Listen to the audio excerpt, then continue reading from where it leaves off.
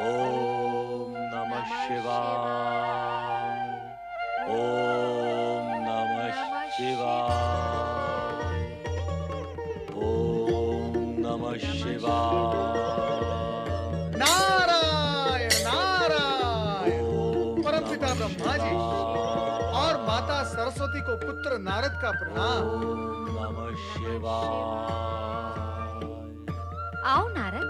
नारद तो आ ही गया माता, परंतु ये क्या, इन दिनों आप दोनों ध्यान में ही मग्न रहते हैं। सृष्टि का कार्य थम सा गया है। ऐसा होना संभव है क्या? तुम तो तीनों लोकों में सदा भ्रमण करते रहते हो। क्या कहीं कुछ तुम्हें नवीन नहीं दिखाई दिया? नवीन नवीन घटनाएं? नवीन घटनाएं तो नहीं, पर हां, दुर्घटनाएं अवश्य जन्म ले रही हैं। नवीन कुछ होते दिखाई नहीं दे रहा। ऐसा क्यों हो रहा है, यही पूछने तो मैं यहां आया हूं माता।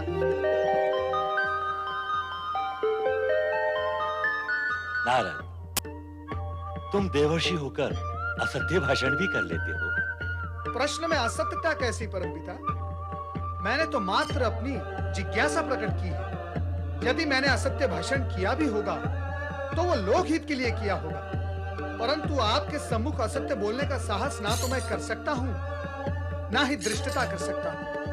तो क्या ये सत्य नहीं कि तुम इस समय यहाँ नवनिर्माण की जिज्ञासा लेकर नहीं, वरन शिव की विचित्र लीला तथा मैना रानी के भ्रम के विषय में जानने आए हो? नवनिर्माण की जिज्ञासा के पश्चात मैं इस विषय पर भी चर्चा अवश्य करता परमपिता, परंतु सत्य यह है कि शिवजी की लीला के कारण निर्माण के कार्य में बाधा आ रही है। नहीं नारद, ये सत्य नहीं है, तुम्हारा भ्रम है। शिव लीला से कार्य में बाधा नहीं, कल्याण की प्रेरणा प्राप्त होती है। नारायण नारायण।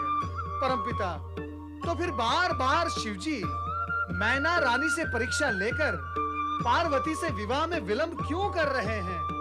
अवसर की प्रतीक्षा को ज्ञानी धीरज और शीघ्रता के लिए की गई व्याकुलता को अज्ञानी विलंब कहते हैं नारद।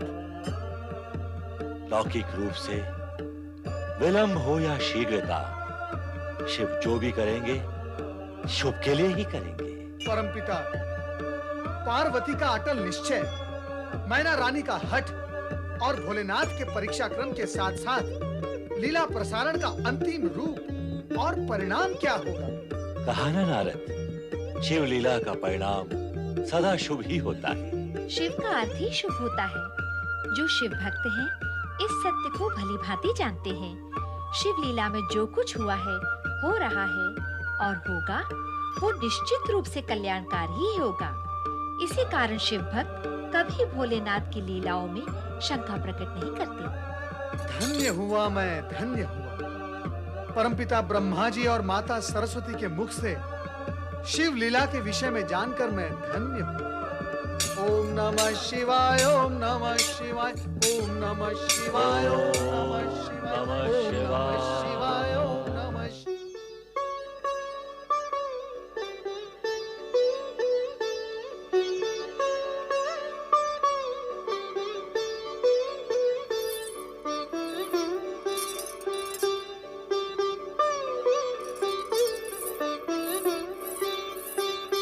महारानी मैना, मैं जानती हूँ आप यहाँ क्यों आई हो। शिवजी ने भेजा है ना आपको मुझे समझाने के लिए, पर मेरा समझना संभव नहीं है, क्योंकि जो मुझे स्वीकार नहीं है सो नहीं है बस।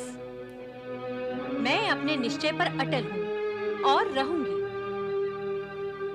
प्रणाम ऋषि।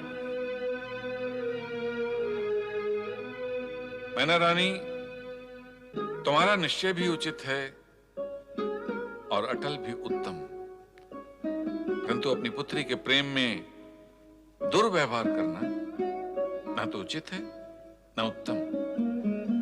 उत्तेजना में तुम सामान्य शिष्टाचार भी भूल गई। अपने आदरणीय और पूज्य जनों का समुचित स्वागत भी नहीं किया तुमने। क्षमा करें ऋषिवर। सत्य है, पुत्री के मोह और उत्तेजना में मुझसे भूल हो गई।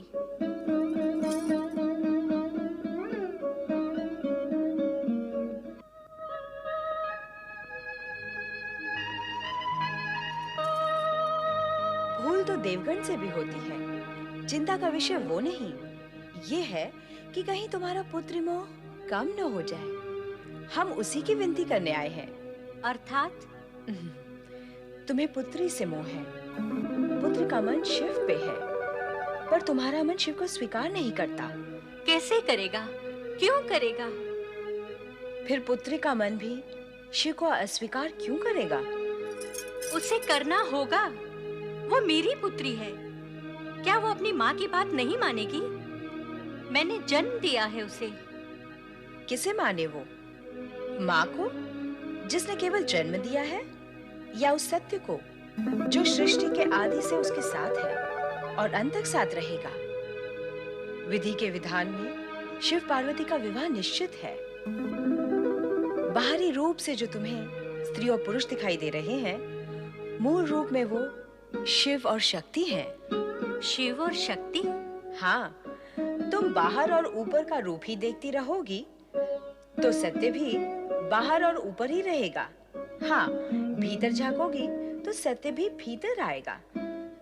मैंने कब देखा है बाह्य रूप? शिव के प्रति विरक्ति उनके भाई रूप को देखकर ही हुई है ना। नट के रूप में देखा, कैलाश पर शिव बूढ़े ब्राह्मण के वेश में प्रकट हुए। तुम्हारे भवन में वैष्णव ब्राह्मण बनकर आए। क्या आवश्यकता थी ये सब करने की? अति आवश्यक था। भगवान शिव तुम्हें इस सत्य से परिचित कराना चाहते थे कि बाह्य रूप भले ही कितना भी भव्य, सुंदर एवं आकर्षक हो, किंतु भीतर से सब कुछ शून्य हो तो वो हितकारी नहीं होता है। इसके विपरीत, यदि बाह्य रूप भव्य, सुंदर एवं आकर्षक न हो, किंतु भीतर गुण, प्रतिभा, चरित्र, इस सब की संपदा हो, तो वो श्रेष्ठ और हितकारी होता है। तुम्हारे माध्यम से ही भगवान शिव संपूर्ण जगत को ये संदेश देना चाहते हैं कि रूप नहीं, गुण और शुभ उद्देश्य स्थायी और कल्याणकारी होता है। ऐसा लग रहा है आप सत्य कह रही हैं। मैं असत्य क्यों कहूंगी? तुम यदि अपनी पुत्री का विवाह सुख संपदा के स्वामी किसी राजकुमार से कर देती हो, किंतु चरित्र और गुण प्रिय तुम्हारी पुत्री उस राजकुमार के चरित्र और गुणों से संतुष्ट न होकर दुखी हो जाती है, तो तुम्हें क्या सुख मिलेगा? अपनी पुत्री के दुख में क्या तुम दुखी नहीं हो जाओगी? विधाता न करे ऐसा हो। तो फिर विधाता के संकेत में छिपे हुए संदेश को पहचानो और उसे मान लो। तुम्हें पुत्री से मोह है, पुत्री को शिव से। इसलिए अपनी पुत्री के हित में तुम भी शिव के प्रति शुभ भावना रखते हुए उन्हें अपना जमाता स्वीकार करो। वैसे हमने शिव विवाह के लिए मार्गशीर्ष शुक्ल त्रयोदशी का मुहूर्त निश्चित किया है। बधाई हो मैना रानी, पुत्री के विवाह का शुभ मुहूर्त भी निश्चित हो चुका है। अब कहो, क्या कहना चाहती हो? अब कहने को शेष क्या रह गया है? जैसा आप सब उचित समझे करें। समस्त देवगण की भी यही इच्छा है। और अभी अभी देवी अरुंधति ने जो सत्य प्रकट किया है, मैं उससे सहमत हूँ। आपकी सहमति सभी की प्रसन्नता और कल्याण का कारण है मैना रानी। अब तो यही उचित होगा कि शीघ्र ही गर्ग ऋषि द्वारा भगवान शिव को विवाह की निमंत्रण पुस्तिका भिजवाई जाए। अवश्य देवी, अवश्य।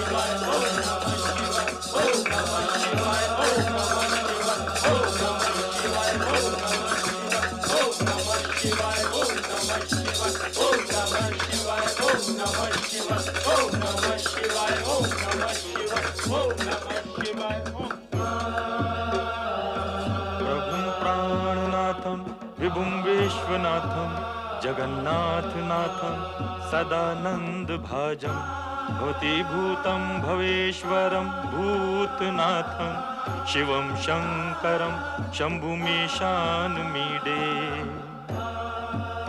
आओ गर्ग ऋषि, कैलाश पर आपका स्वागत है। भोलेनाथ की जय, भोले शंकर की जय। आज की जयकार तो धूमधाम से पूर्ण है। हाँ भोलेनाथ, मैं हिमालय राज का राजपुरोहित हूँ। सप्त ऋषियों के परामर्श स्वीकार कर उन्होंने आपका तथा देवी पार्वती के विवाह का शुभ मुहूर्त निश्चित किया है। कैलाशपति भगवान भोलेनाथ की जय, देवाधिदेव भोले शंकर की जय, पर्वताधिराज हिमालय राज की जय, चराचरपति शिव शंकर की जय। हिमालय राज और मैना रानी की ओर से पूजा और ये निमंत्रण स्वीकार करें। मार्गशीर्ष शुक्ल त्रयोदशी के दिन आप बारात लेकर देवी पार्वती का पाणी ग्रहण करने हेतु हिमालय भवन पधारें। भगवान भोलेनाथ की जय, देवाधिदेव भोलेनाथ की जय, भगवान शिव शंकर की जय, त्रिलोकीनाथ शिव शंकर की जय। नारायण नारायण।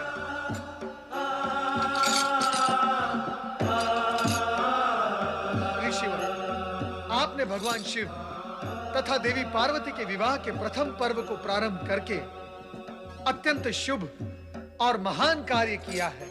देवर्षि, मैंने केवल हिमालय राज की इच्छा को मूर्त रूप देकर इस विधि को पूर्ण किया है। ऋषिवर, इस विधि को पूर्ण करके आपने भोलेनाथ तथा पार्वती के विवाह की प्रतीक्षा को पूर्ण किया है। अब समस्त जगत आनंद और उत्साह से भर उठेगा। देवगण के उत्साह की तो कोई सीमा ही नहीं रहेगी। और अब जगत शीघ्र ही तारकासुर के अत्याचारों से मुक्त हो जाएगा। विधि का विधान अपना कार्य तो निश्चित रूप से करेगा ही देव ऋषि। भोलेनाथ, अब इस पुरोहित को आज्ञा दें।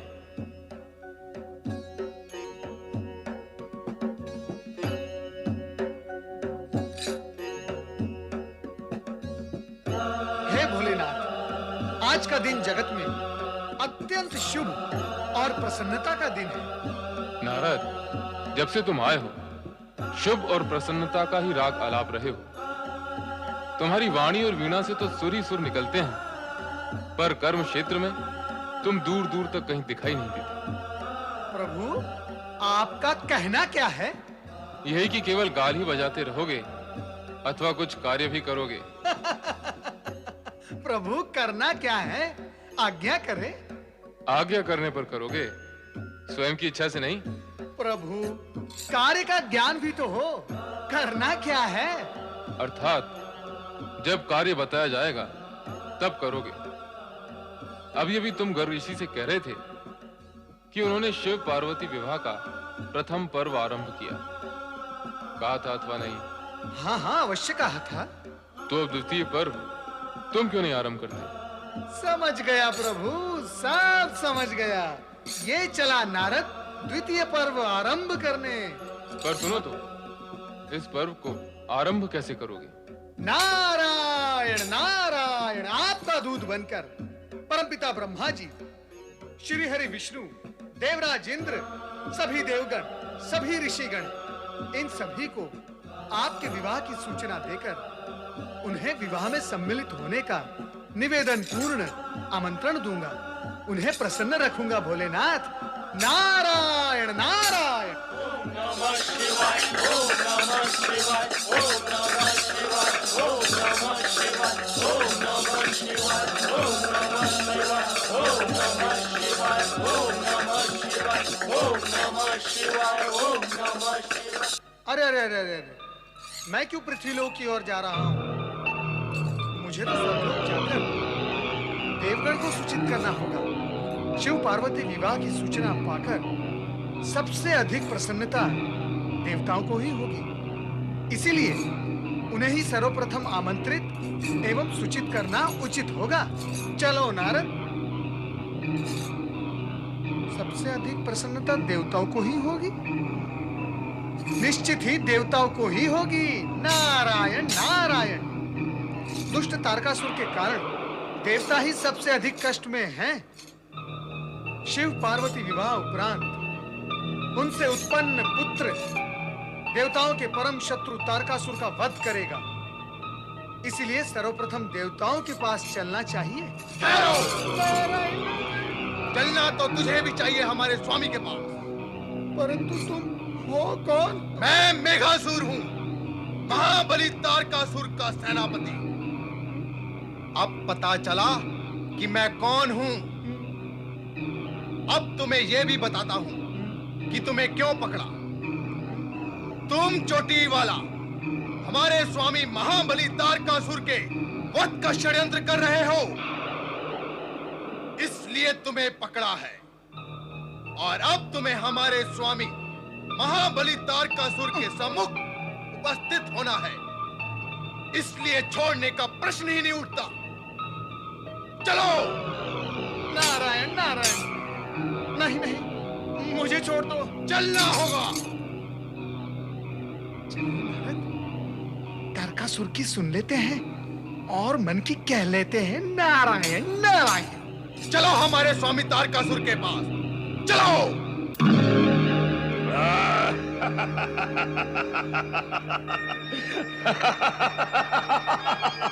दानवराज महाबली तारकासुर की जय।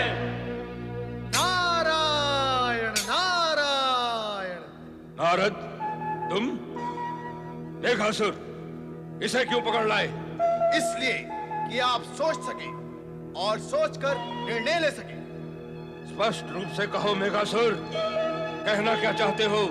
महाबली, ये नारायण भक्त शिव की भक्ति करते हुए देवताओं को सूचित और आमंत्रित करने जा रहा था।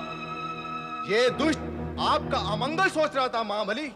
ये चोटी वाला हमारा क्या मंगल करेगा? अमंगल ये स्वयं नहीं करता, ये तो केवल सोचता है और करवाता है। इसका तो सोचना ही महाभयंकर है। मैंने इसे सोचते हुए देखा है। मेरा तो रोम रोम कांप गया इसे सोचते हुए देखकर। ऐसा क्या सोचते हुए देखा तुमने? बोलो। आपके वध के कार्यक्रम पर सोच रहा था महाबली। क्या? हाँ दैत्यराज, शिव पार्वती विवाह से पुत्र उत्पन्न होगा। शिव पुत्र जो आपका वध करेगा। आपके वध से देवता प्रसन्न होंगे, इसलिए देवताओं को शिव पार्वती विवाह का वो शुभ समाचार देने जिसके भीतर आपके वध का कार्यक्रम छिपा हुआ था। आकाश मार्ग से जा रहा था ये चोटी वाला। इसे ऐसा सोचते हुए मैंने देख लिया और आपके पास पकड़ कर ले आया महाबली। नारद। नारायण नारायण। दैत्यराज, क्रोध करने से किसी को लाभ नहीं हुआ, हाँ हानि अवश्य हुई है। क्रोध करने से रक्त का प्रवाह विरुद्ध दिशा में बहने लगता है, अर्थात शरीर जीवन की ओर न बढ़कर मृत्यु की ओर बढ़ने लगता है। ज्ञानी और संतजन प्रभु से यही प्रार्थना करते हैं कि हे प्रभु, हमें मृत्यु की ओर से अमरत्व की ओर ले चलो। परंतु आप तो विपरीत दिशा में गमन कर रहे हैं दैत्यराज। नारद, बहुत अधिक बोलते हो तुम। बोल का ही तो मोल होता है दैत्यराज।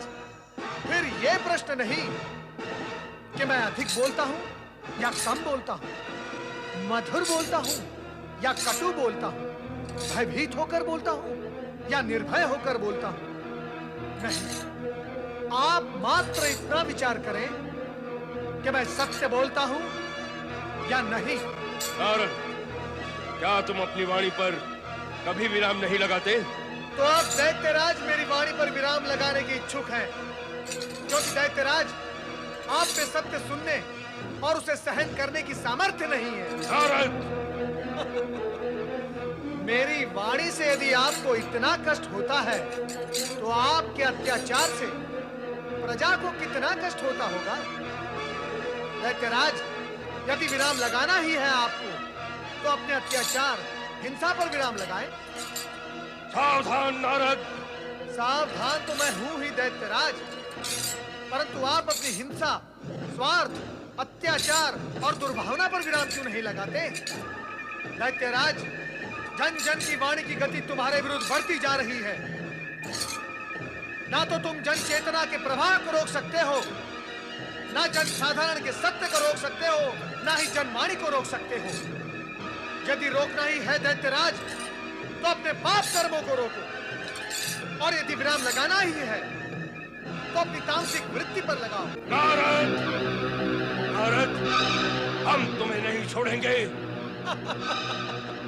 दैत्यराज, दुष्कर्म करने की सौगंध ही ले रखी है आपने। कभी कभार भूले भटके सत्कर्म करने का विचार ही कर लिया करो। करना तो संभव क्या होगा? ये दुष्ट नारद तो महाबली को उत्तेजित ही करता जा रहा है। परिणाम भी यही भुगतेगा महाबली। हे नारद, तुम्हारा ये विराम जो तुम हम पर लगाना चाहते हो, हम तुम्हारे जीवन पर लगा देंगे। फिर न रहेगा बांस और न बजेगी बांसुरी, ना देवताओं को निमंत्रण जाएंगे, ना शिव पार्वती विवाह होगा। फिर हम हिमालय राज्य प्रवेश कर वहां की विवाह की सभी तैयारियों पर विराम लगा देंगे। नारायण नारायण, ज्ञानी सत्य ही कहते हैं कि अज्ञानी में दूरदर्शिता होती ही नहीं। क्या कहा तूने? भूल हो गई। इतना बड़ा सत्य आपकी छोटी सी बुद्धि में नहीं समाएगा। अभी तक जो मैंने कहा उस पर ध्यान न देकर अभी जो मैं कहने जा रहा हूँ, कृपया आप उस पर ध्यान दें। क्या कहोगे? यही कि अपनी मृत्यु से पूर्व अपने मरने का आयोजन न करो। शिव आज्ञा विरुद्ध यदि आपने हिमालय क्षेत्र में प्रवेश किया अथवा आक्रमण किया, तो परमपिता ब्रह्मा जी का वरदान भी आपको नहीं बचा सकता। शिवपुत्र के उत्पन्न होने से पूर्व ही शिव जी के क्रोध से आप मारे जाओगे। महाबली, आप इस नारद को अपने विरुद्ध षड्यंत्र करने के अपराध में तुरंत दंडित करेंगे तो इसका प्रलाप बंद हो जाएगा। नारद, सावधान! शिव दूत पर आक्रमण करने से शिव क्रोध से नहीं बच पाओगे दैत्यराज। इस मेघासुर के हाथों से बचकर तो मैं कभी का जा सकता था, परंतु मैं यहाँ तुम्हें सावधान करने आया हूँ।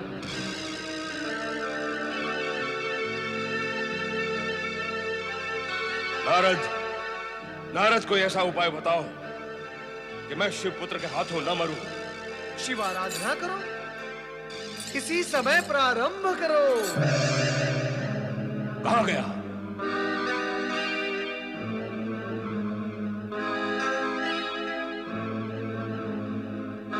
नारद के बहकावे में ना आना महाबली। बहकावा? बहकावा नहीं तो और क्या है? आपको शिवाराधना का कुमार्ग बता गया है वो दुष्ट। आपकी शिवाराधना आरंभ करते ही हम असुरों का अस्तित्व समाप्त हो जाएगा। नहीं महाबली नहीं, आप शिवाराधना ना करें। तो फिर मैं क्या करूं? देवताओं से स्वर्गलोक पूरा छीन ले महाबली।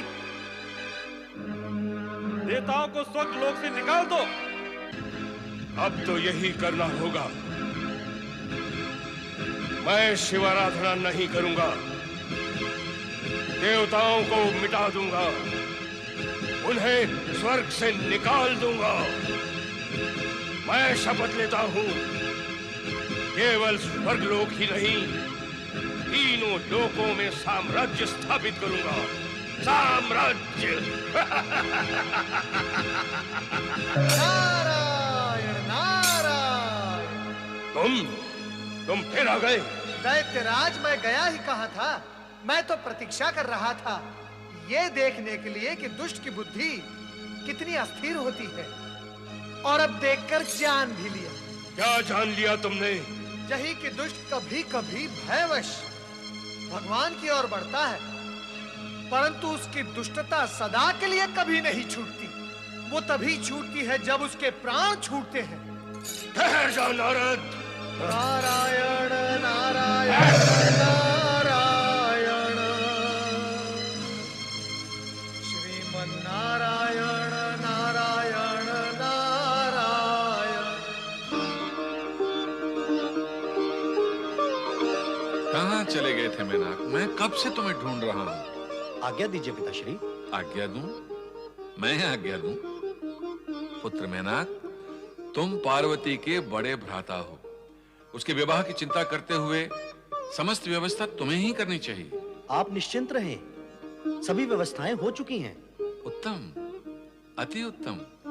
अच्छा ये बताओ, समस्त पर्वत राजाओं को निमंत्रित करने के लिए क्या निमंत्रण पत्र भेज दिए हैं? वही कार्य कर रहा हूं। करो, शीघ्र करो और सुचारू रूप से करो। महामंत्री, आपने मुझे बुलाया राजन? आपको नहीं बुलाएंगे महामंत्री तो किससे बुलाएंगे? मैं निपट अकेला तो सारे कार्य नहीं कर सकता ना। विवाह की सारी व्यवस्था हो रही है महाराज।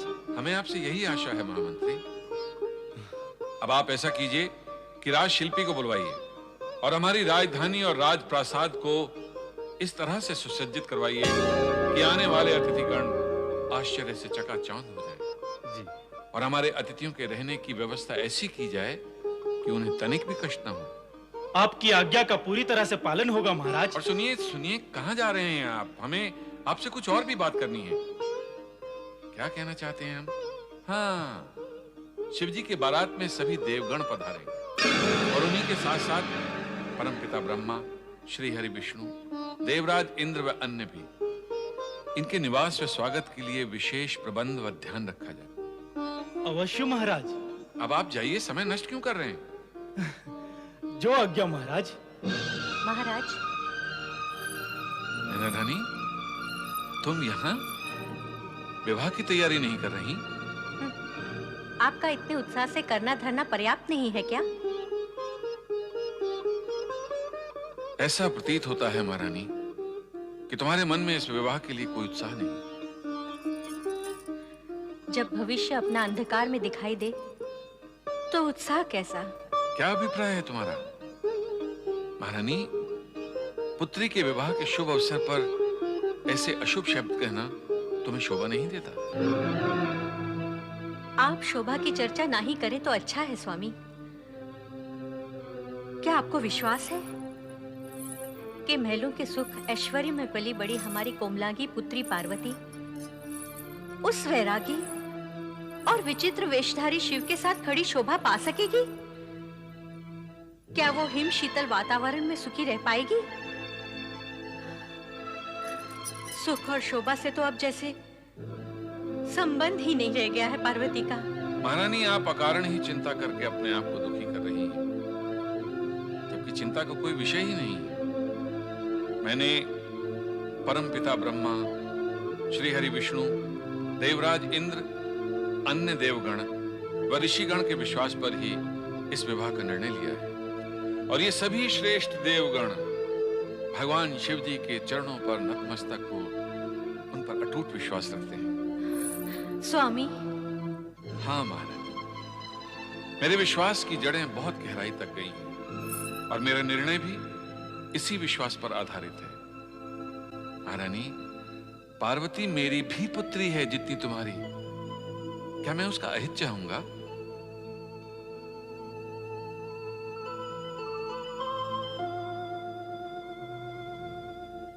चिंता छोड़ दो महारानी। क्षमा करें स्वामी, किंतु न जाने क्यों मेरा मन बार बार शंका से क्यों भर उठता है। महारानी, इसका एकमात्र उपाय है विश्वास, और जहां विश्वास होता है वहां शंका नहीं होती। सप्तऋषि और देवी अरुंधति भी तुमसे बार बार यही कहना चाह रहे थे कि भगवान शिव में विश्वास करो, क्योंकि उन्हीं की कृपा से, उन्हीं की अनुकंपा से समस्त संसार की मनोकामनाएं पूर्ण होती हैं। स्वामी, अब ये भूल मुझसे नहीं होगी। चलो महारानी, विवाह के अन्य प्रबंध देखिए। देव ऋषि नारद अब तक आमंत्रण देने भी पहुंच गए होंगे। स्वामी, स्वामी, वो देखिए, देवर्षि आकर लौटे जा रहे हैं। स्वामी, मैंने कहा, देवर्षि क्यों आए और क्यों लौटे जा रहे हैं? तनिक पूछिए तो सही। देवर्षि, देवर्षि, देवर्षि नारद, देवर्षि, देवर्षि, देवर्षि, कहाँ लौट चले? आइए, पधारिए। पधारना तो हुआ देवराज, परंतु ये फिर क्या हुआ? फिर क्या होना था देवर्षि? अब तक तो आपको अपना लक्ष्य और उद्देश्य समझ में आ जाना चाहिए था देवराज। कांटा चुभने के पश्चात यदि कांटे की उपस्थिति को न समझा जाए तो कांटा फिर चुभेगा, अधिक तीव्रता से चुभेगा और फिर तुम्हें कष्ट भी अधिक होगा।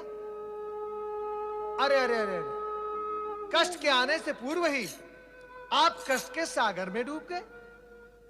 मैं आपको उबारता हूं देवराज, आइए।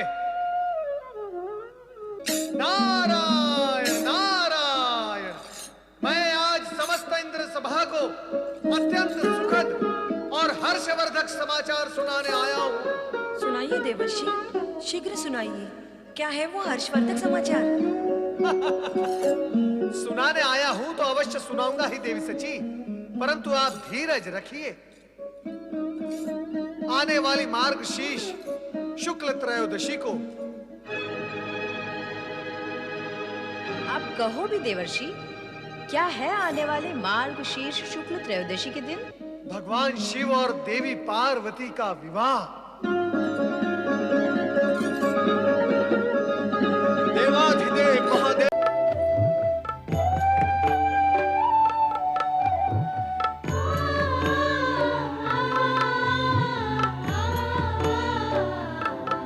ओ यमुना, देख तो, देख देख सामने। क्या? कृष्णा, कृष्णा, ये गंगा और यमुना ही है ना? हमारी गोदावरी, एक पतित पावन गंगा और दूसरी सूर्य पुत्री यम की बहन यमुना। सामने तो देख, वो कृष्णा और गोदावरी है ना? हाँ, है तो। और मुझे लगता है कि वो दोनों भी हमारे विषय में यही चर्चा कर रही हैं। लगता है हमारी तरह ये भी पार्वती का श्रृंगार करने ही आई हैं। चलो। स्वागत है गोदावरी और कृष्णा का। आप दोनों पार्वती का श्रृंगार करने आई हो ना? आओ पार्वती का श्रृंगार करें। आज पार्वती का रूप तो अलौकिक होगा। देखकर हम सबकी आंखें धन्य हो जाएंगी। आओ चले। चलो।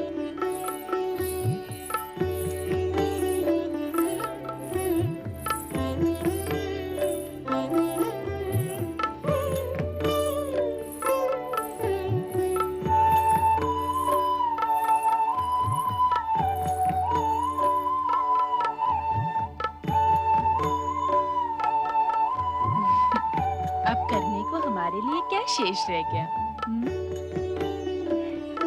सारा श्रृंगार तो अप्सराओं ने ही कर दिया है। जिसका श्रृंगार अप्सराओं ने किया हो, उसका रूप शब्दातीत वर्णनातीत तो होगा ही ना। ब्रह्मा जी और श्री हरि विष्णु जी से निवेदन करना होगा कि वो शिव जी के अगल बगल में खड़े रहे। पार्वती का ये रूप देखकर कहीं उन्हें चक्कर न आ जाए।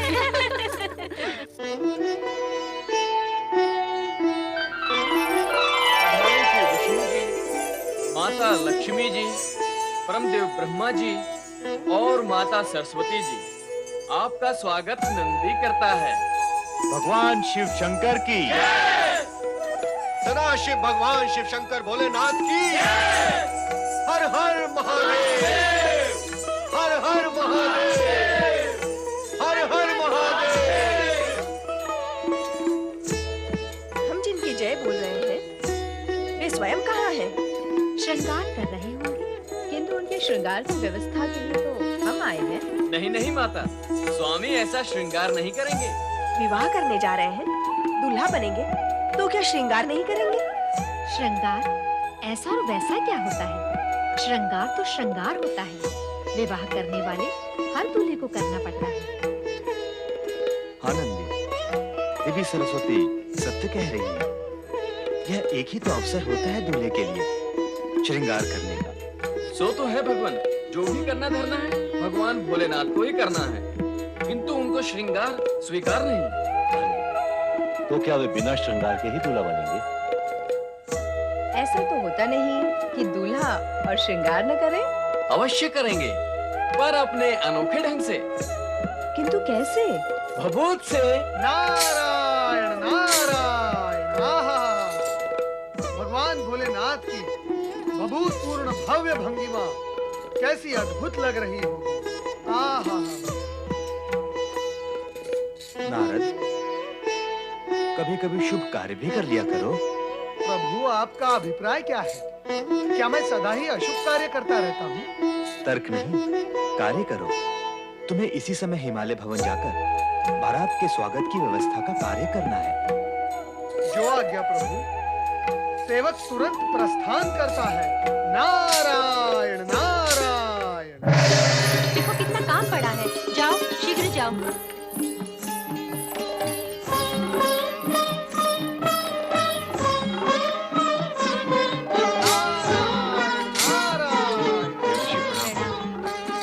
कहिए देवऋषि, मंडप देखा आपने, कैसा लगा? महारानी, यदि आप तीनों लोक में दुर्लभ सुंदर शिवजी के दर्शन करती तो मैं आपसे पूछता कि आपको दूल्हा कैसा लगा। आपके सुंदर मंडप में अति सुंदर दूल्हा जब सुंदर दुल्हन के साथ प्रवेश करेगा तो जगत की संपूर्ण सुंदरता वहीं थम कर रह जाएगी। अरे, आप तो सुंदरता के दर्शन करेंगे ही, परंतु मैं जो यहाँ करने आया हूँ उसका क्या होगा? नारायण नारायण। देवऋषि, क्या करने आए हैं आप? हिमालय राज, मैं तो यहाँ भगवान श्री हरि विष्णु की आज्ञानुसार बारात के स्वागत का प्रबंध देखने के लिए उपस्थित हुआ हूँ। मेरा संबंध तो दोनों पक्षों से है। वर पक्ष और वधु पक्ष दोनों ही मुझे अपना समझते हैं। और आप हैं भी तो दोनों के।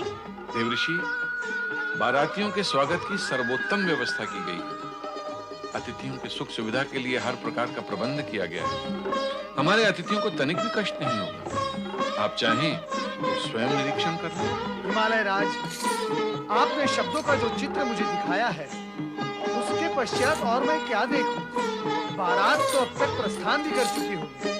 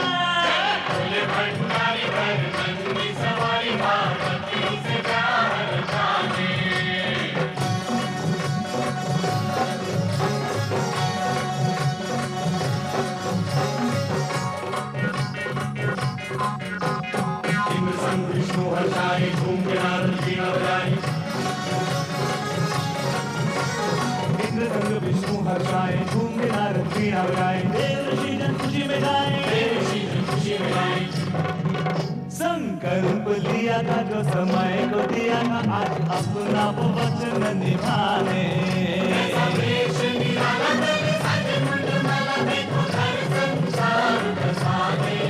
अपना संसार बसाने।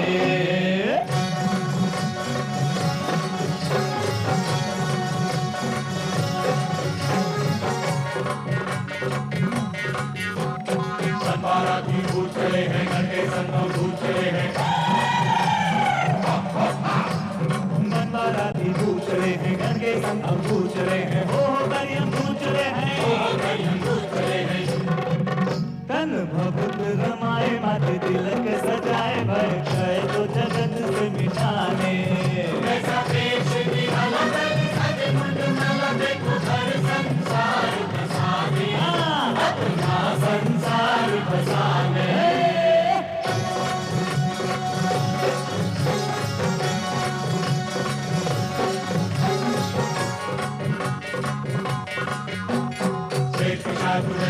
नाचे रंग ढोल नगाड़े बाजे झूले नाचे रंग ढोल नगाड़े बाजे अद्भुत रूप दुनिया साजे अनहोनी विपदाएं आलू खुशियां मनाए कैसा खेल रचा विधना ने कैसा देश निराला बने साजे गुंडमाला देखो हर संसार बसावे ओ अपना संसार बसावे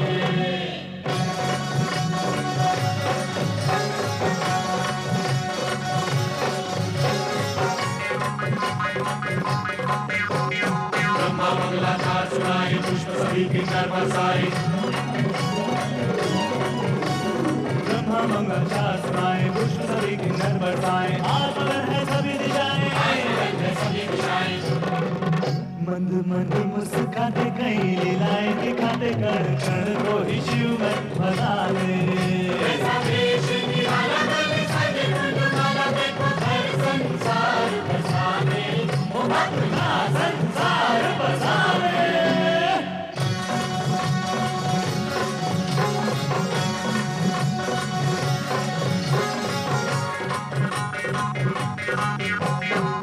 कन्यादान करेंगे मैना जी के भाग्य लगेंगे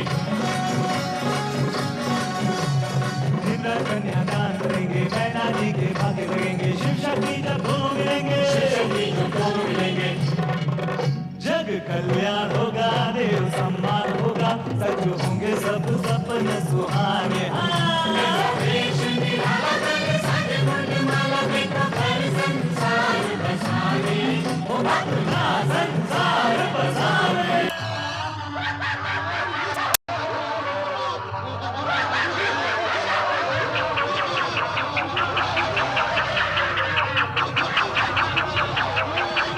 अरे ये बारात है या भूत प्रेत का झमेला? नहीं महारानी, वो देखिए अपनी जामाता शंकर जी को श्वेत वृषभ पर देखिए, कितना सुंदर और अनुपम रूप है उनका।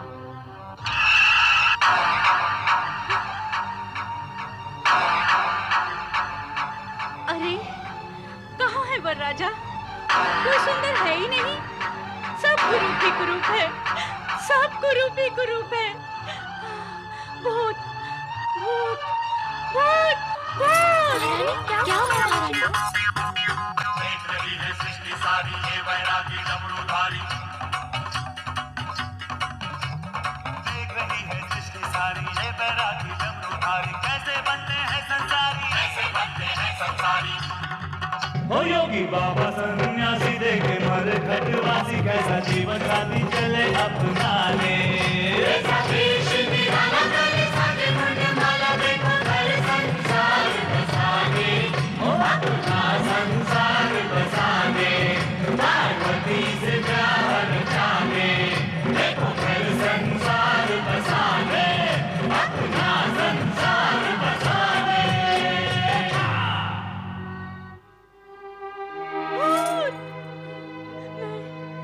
मैं उस भूतनाथ को अपनी पुत्री नहीं दूंगी, पुत्री नहीं दूंगी, उस आगड़ को अपनी पुत्री नहीं दूंगी, उस भूतनाथ को अपनी पुत्री नहीं दूंगी, नहीं दूंगी। क्या हुआ? छल हुआ, कपट हुआ, देवताओं और ऋषि मुनियों ने मिलकर मुझे छला है, मुझे छला है, मुझे छला है। अब क्या हुआ महारानी? क्यों प्रलाप कर रही हो? प्रलाप नहीं करूं तो और क्या करूं? आप सबने मेरे साथ छल किया है, छल किया है। मुझे शिव का सुंदर रूप, सुंदर वर्णन सुनाकर सहमत कर लिया, पर मैंने देखा था उसका भयानक रूप। नहीं, नहीं, मैं अपनी फूल सी बच्ची उस भूतनाथ को नहीं दूंगी, मैं अपनी बच्ची उस भूतनाथ को नहीं दूंगी, नहीं दूंगी। महारानी, इस शुभ घड़ी में ऐसे अपशब्द क्यों कह रही हो? सब अशुभ है, सब अशुभ है। मैं उस भयानक भूतनाथ को अपनी पुत्री नहीं दूंगी, नहीं दूंगी, नहीं दूंगी। नारायण नारायण। व्यथा की कोई बात नहीं है महारानी मैना देवी, शांत हो जाइए। आप शांत हो जाइए। वैकुंठनाथ, मेरे मन में, मेरे जीवन में अशांति पैदा हो चुकी है। मैं कैसे शांत हो जाऊं? नारायण नारायण। मैना रानी, शुभ अवसर पर अशांति की चर्चा आपको शोभा नहीं देती। इसका कारण मैं नहीं हूँ देवऋषि। मुझे दिलाया गया विश्वास है जो अब असत्य हो चुका है। महारानी, कहीं कुछ भी असत्य नहीं है। तो फिर सत्य क्या है? अभी अभी मैंने जो शिव का रूप देखा है, क्या वो सत्य है? यदि वो सत्य है तो मुझे स्वीकार नहीं है। मुझे कहा गया था कि वो तीनों लोक से न्यारे हैं। छल किया गया है मेरे साथ। तुम्हारे साथ छल करने से किसका हित होगा मैना रानी? पार्वती, तुम यहाँ क्यों आई हो? ना आती तो क्या करती? तुम इतने ऊंचे स्वर ना निकालती तो मैं यहाँ क्यों आती? मुझे ऊंचे स्वर निकालने का कोई चाव नहीं है पार्वती, पर मैं देखती आंखों से तुझे अंधकार में नहीं जाने दूंगी। तुम्हारी आंखों ने जो देखा वो अंधकार नहीं, भ्रम है, भ्रम। एक बार द्वार पर चलकर देखो, भ्रम दूर हो जाएगा। पर ये भ्रम मुझे ही क्यों होता है? तुझे या किसी अन्य को क्यों नहीं होता? पार्वती अथवा अन्य किसी को कोई शंका नहीं है देवी, और तुम्हें शंका के अतिरिक्त कुछ नहीं दिखता। महारानी, अपनी पुत्री पार्वती की बात मानो और भगवान शिव को शंका रहित मन से देखो, तब सभी कुछ स्पष्ट, सुंदर और श्रेष्ठ दिखेगा। हाँ महारानी मैना, शंका का वर्ण काला होता है। यह मन की आंख पर चढ़ जाए तो सब कुछ काला और कुरूप दिखाई देता है। आपने क्या मेरे साथ कोई नया छल करने की योजना की है? मैना रानी, क्या मैं तुम्हारे साथ छल करूंगा? वैकुंठपति, आप पूजनीय हैं, आदरणीय हैं। मैं स्पष्ट कहने की दृष्टता की क्षमा चाहती हूँ, पर सत्य तो यही है कि देवताओं के हित के लिए अनेक बार आपने असुरों के साथ छल किया है। केवल असुरों के साथ? देव और मानव के हित में ऐसा तो मैं भविष्य में भी करता रहूंगा, परंतु तुम्हारा संबंध तो असुरों से नहीं है, इसलिए तुम्हारे विषय में हित की ही बात सोची जा सकती है। और तुम्हारा हित इसी में है कि तुम शिव शंकर के सत्य स्वरूप को जानो और मानो। श्री हरि विष्णु, मुझे अपनी नहीं, अपनी पुत्री पार्वती के हित की चिंता है। क्या मेरी फूल सी कोमल पुत्री पार्वती उस भयावह भूतनाथ। मैना रानी, जिस पुत्री के हित और मोह में पड़कर तुम बार बार भोलेनाथ को अपशब्द कह रही हो, उस पुत्री से भी तो पूछ लो कि उनका रूप कैसा है। क्या हम सब पार्वती का हित सोच भी सकते हैं? यदि भोलेनाथ का रूप विकराल होता तो जगत की चिंता करने वाले श्रीहरि विष्णु स्वयं इस विवाह से चिंतित होते। यदि अब भी तुम्हें विश्वास नहीं है तो अपनी पुत्री पार्वती से सत्य जान लो। क्या वह भी तुम्हारे साथ छल करेगी? कभी नहीं। तो फिर पुत्री की बात मानकर द्वार पर चलकर एक बार वर राजा को देख लो। हाँ, एक बार जाके देख लो माँ। देखा तो था। वह जो देखा था अहंकारी मन और शंका की दृष्टि से देखा था। अब अपनी पुत्री के पति, अपनी जामाता और वर राजा के मंगल रूप को देखकर तुम्हें सब कुछ सत्य और सुंदर दिखाई देगा। हाँ मैना रानी, यदि मन और दृष्टि में सुंदरता हो तो सब कुछ सुंदर दिखाई देता है।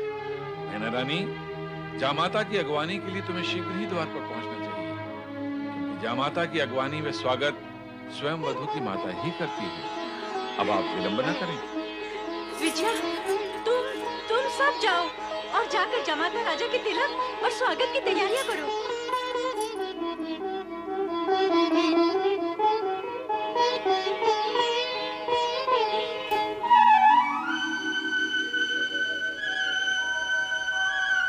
चराचरपति कैलाशनाथ भगवान शिव शंकर का मैनाक स्वागत करता है।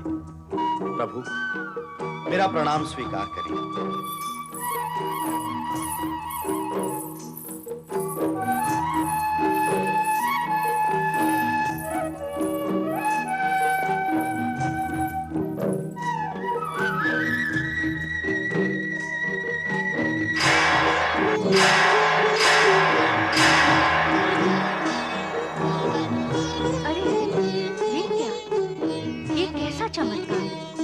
किन्नर और गंधर्वों की सुंदरता भी तुम्हारे इस रूप के समक्ष तुच्छ है।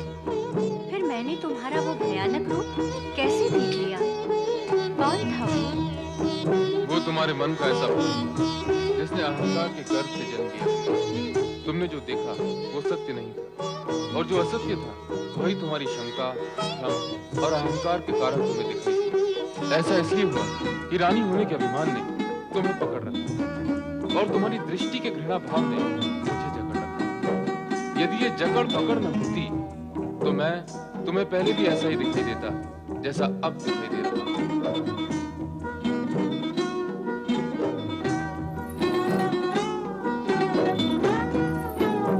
अर्थात मेरा ही दोष था।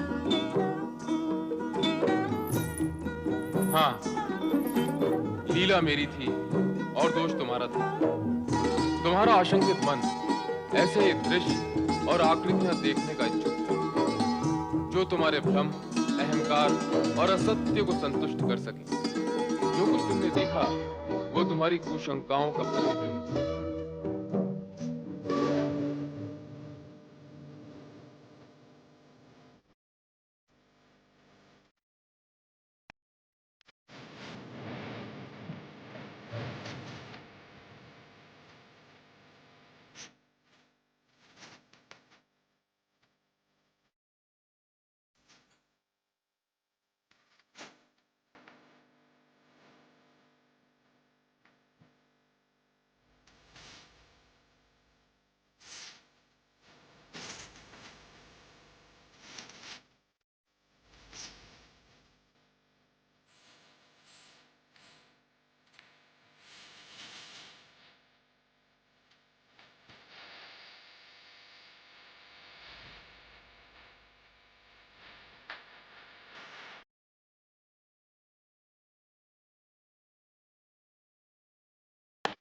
ऐसा तो देखकर कामदेव की सुंदरता का अनुमान लगाया जा सकता है। क्या कामदेव भी अपने दूल्हे जैसा सुंदर है? अरे ओ चपला, कामदेव दूल्हे जैसे नहीं, दूल्हे राजा कामदेव जैसे सुंदर हैं। चुप है चुप। कहाँ भोलेनाथ का अनंत रूप और कहाँ बेचारा कामदेव। देखती नहीं, दूल्हे का मनोहारी रूप समा नहीं रहा आंखों में। कुछ भी कहो, हमारी सखी पार्वती है बड़ी भाग्यशाली, जिसे ऐसा सुंदर सलोना रूपवान वर मिला है। रूबी, केवल हमारी सखी भाग्यशाली है, शिव शंकर भाग्यशाली नहीं है, जिन्हें पार्वती जैसी गुणवान, रूपवान, सुशील और सौम्य वधु मिली है।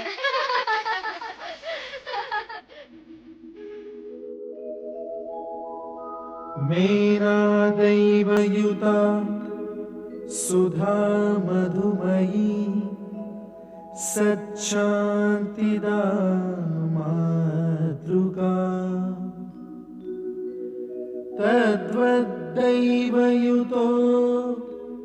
हिमाचल इति साक्षात् स्फटिकाङ्किता सार्धं प्रकृति वैभवादिविशदैः सानन्दयुक्तैः स्वरैः कथ्यन्ते शिव पार्वती सुखकर भूयात् सदा मङ्गलम्।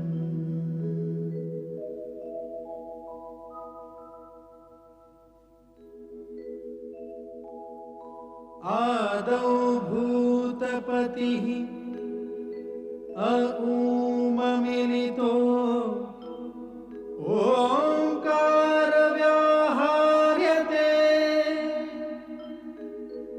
एकोऽहं बहुश्याम भवनतया धातृहरि निर्मितौ पश्चाद विश्वसमान प्राकृतजना सम्पादिताः शङ्करैः सोऽयं शैव विवाह्यते च प्रकृतिं भूयात् सदा मङ्गलम्।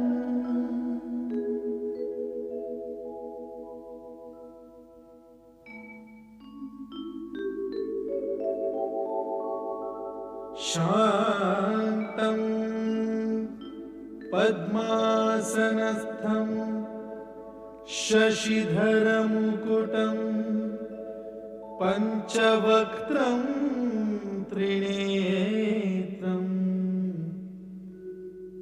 शूलं वज्रं कृपाणं त्रिशूलमपि युतम् दक्षिणागे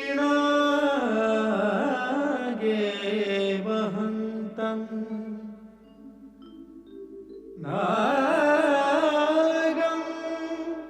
पाशं च घण्टां डमरुक सहितं चाङ्कुशां वामभागे नानालङ्कारयुक्तं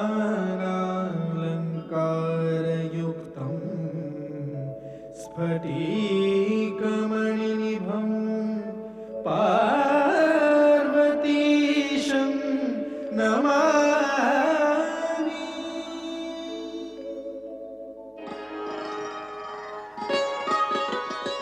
हिमालय राज, कन्यादान की विधि पूर्ण करने के लिए कन्या का पिता वर से उसका कुल, गोत्र एवं पिता का नाम, साथ ही वेद एवं शास्त्र का ज्ञान पूछता है। अतः आप वर से इस विषय में पूछें।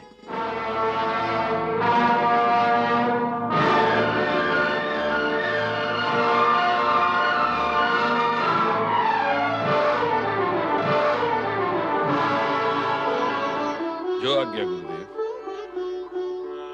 वर राजा, मैं आपसे अनुरोध करता हूं कि आप कृपा करके अपने कुल, गोत्र, पिता का नाम व ज्ञान के विषय में विस्तार पूर्वक बताएं।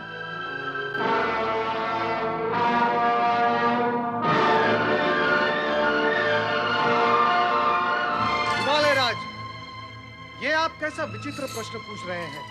वैसा ही देव ऋषि, जैसा कन्या का पिता कन्यादान के समय वर राजा से विधिनुसार करता है। नारायण नारायण।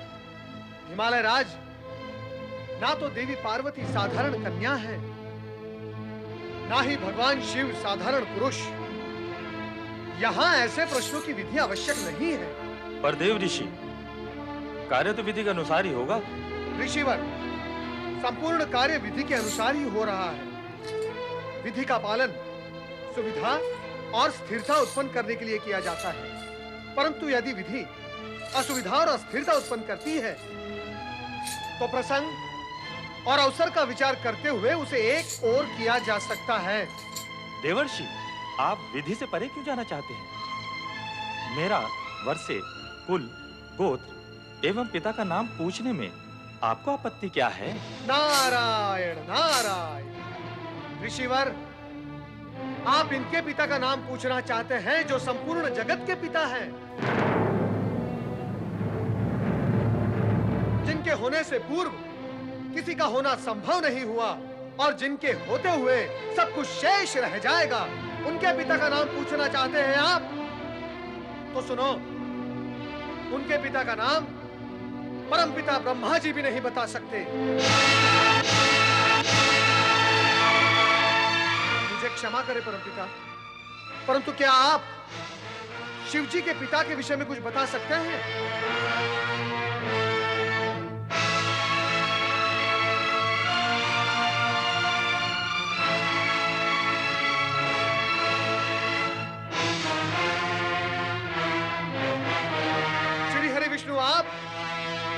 क्या आप जानते हैं कि शिव जी के पिता कौन थे?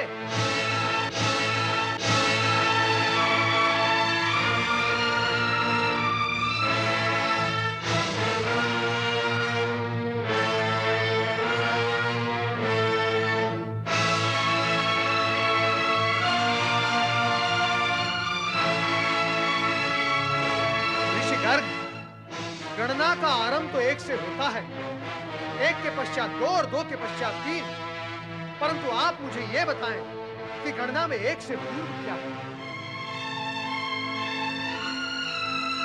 बताएं ऋषिवर कि गणना का अंतिम अंक क्या है।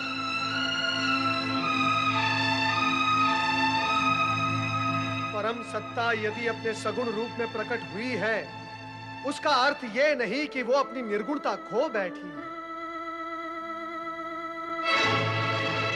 ऋषिवर, महेश्वर सभी कुल गोत्र से परे परात पर ब्रह्म है। ये गोत्रहीन होकर भी सर्वश्रेष्ठ गोत्रवान है, ये कुलहीन होकर भी परम कुलीन है, तथा सर्वथा निर्गुण होकर भी सगुणवान है।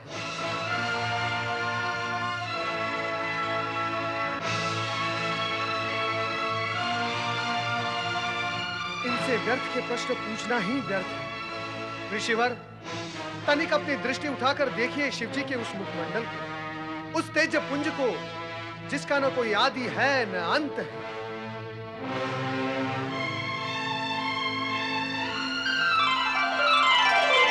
वो सार्वभौम है, सर्वश्रेष्ठ, परम सत्य, परम ब्रह्म, परम पिता परमेश्वर का भी भला कोई पिता हो सकता है? क्षमा करें, क्षमा करें शिव शंकर, मुझसे भूल हो गई।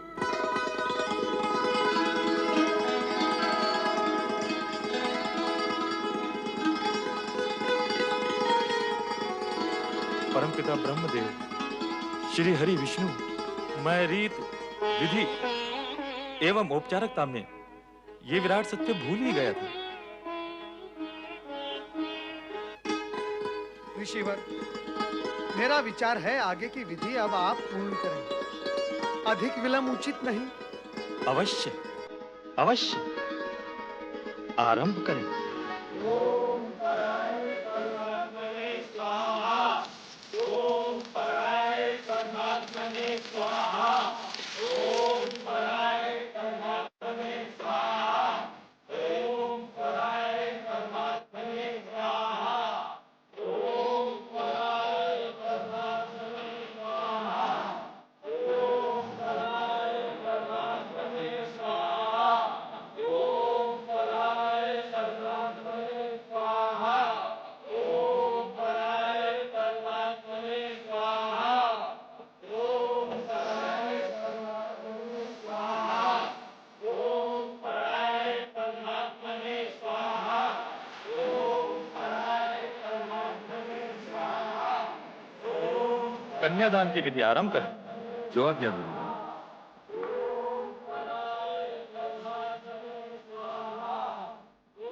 इमां कन्यां शुद्धं अहं ददामि परमेश्वर, भाग्यार्थं त्वं परिग्रह्य प्रसीद सकलेश्वर।